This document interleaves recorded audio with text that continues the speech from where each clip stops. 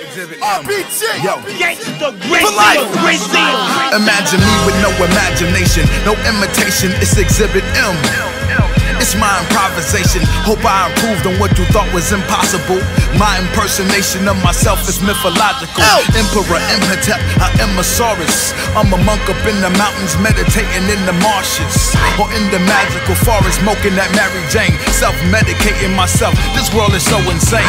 I put my emphasis on things more important. Yo, it's M. Jordan, imparting wisdom with my performance. I'm immortal, technically speaking, immaculately conceiving. Hit you with that Swahili greeting. Mama VP, I'm the one between the L and the N. Most of you I know. Those that don't know me, my name is Balogun Ojetade. I teach traditional indigenous African martial arts. Most of you always say, well, I've seen it, you know, on YouTube. That's not just with me, but I've seen that stuff, that mom stuff, you know, wrestling. And indeed, it is wrestling. If you look on Kumpa, he's filming. If you look on Jamazo's shirt here, it says Egbe Ogun. Egbe Ogun is what we call it. That's actually a society that I belong to. Egbe means society. Ogun is the spirit of iron and war amongst the Yoruba. So Egbe Ogun is a society of warriors. African arts, they're called really wrestling in whatever the language is. Because for us to wrestle is to put the person where on their what? Back, belly, side. On their back, belly, or side. That's all wrestling is. So if you take your stick and you hit somebody in the head and they fall, you've wrestled them by African standards.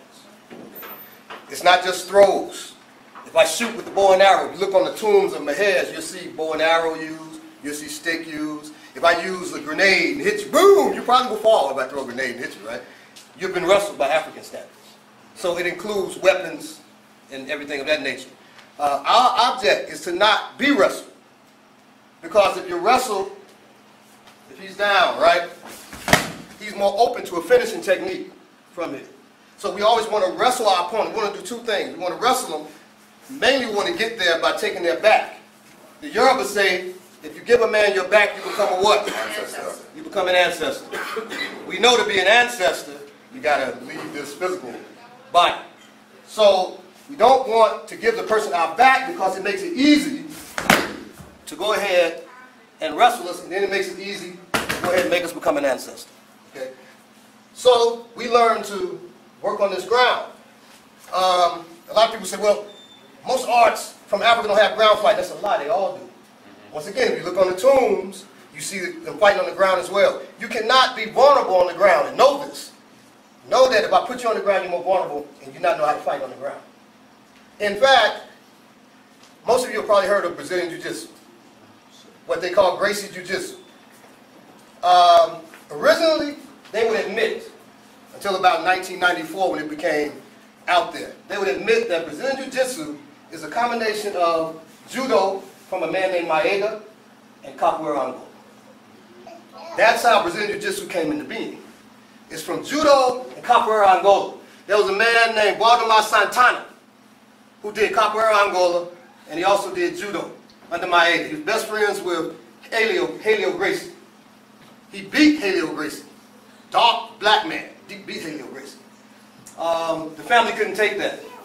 So they tried for 3 generations to beat him. Finally, one of the grandsons beat Waldemar Santana when he was about 60, and this boy's about 23. And they, yay! I mean, come on. The 23-year-old man beat a 6-year-old man, yay! Come on. You know. So, but it took that long because he synthesized it. But Helio was his friend. He taught Helio. And so that is where a lot of people don't realize capoeira Angola is used for ground fighting. All right? So we're going to do a little ground. We're going to start. Let's start from the choke. We earlier talked about, my student brought up about a choke. If a choke's put on you, very hard to get out, particularly if you're standing, right? He puts me in a rear naked choke. Helio, sit down. This is a rear guard. He puts me in a rear naked choke. We're going to work this first. First, we're going to do a combative rear naked choke. I'll talk about that in a second. But to get out, he gives you what? His feet. If his feet are here, go up there here. You never want to cross your feet. You never want to cross your feet from this position. Anybody know why?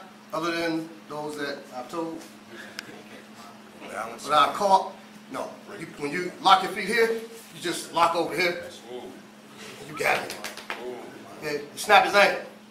So don't lock your feet. Use your feet like hooks in here. Or put them out here. Okay? He puts his feet here. He goes to lock.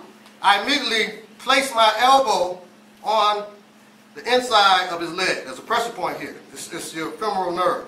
It goes from all the way up by your groin down to your ankle. You place it here. You trap his leg between your thigh and your elbow. And then you grab his toe. Go ahead, grab. I've got a few seconds. I've got 4 to 10 seconds before he knocks me out. He doesn't get his 4 to 10 seconds.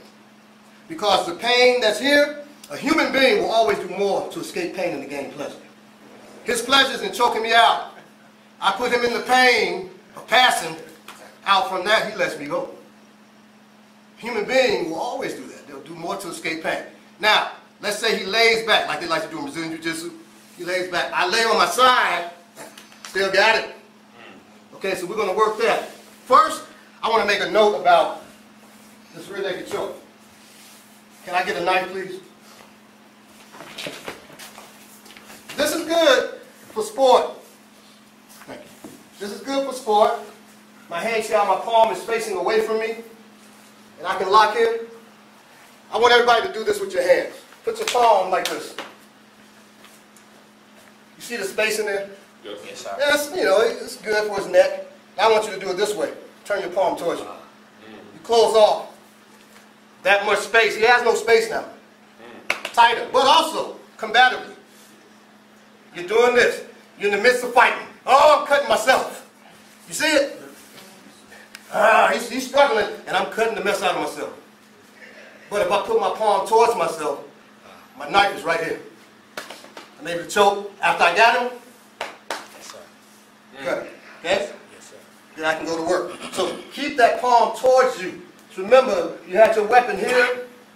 You don't want that pointing down towards yourself. And it's a tighter choke. Once you put the rear naked on, you don't go here. Don't do this. If I do this, he grabs. Grab the hands. He's got it.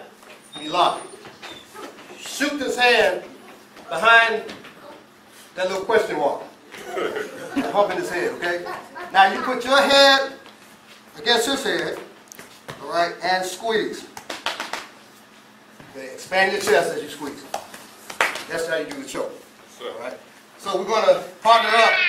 One is going to do the choke. And after he gets it a couple of times, gets you tapping. Then you switch. Then you're going to switch back. You're going to do the escape. So from here,